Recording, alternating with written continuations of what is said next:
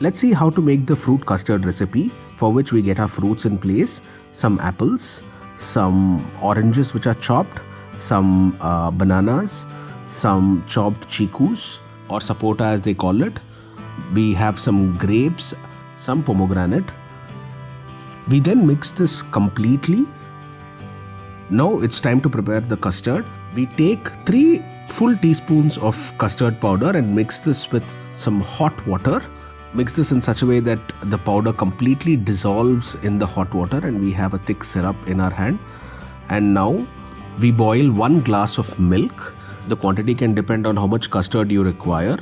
And to this milk, you can add the custard syrup and nicely mix it. Now we add some sugar to this and keep stirring well until this becomes into a thick syrup as shown in the video. Now we add this thick custard syrup to the fruits and we can top it up with dry fruits as well.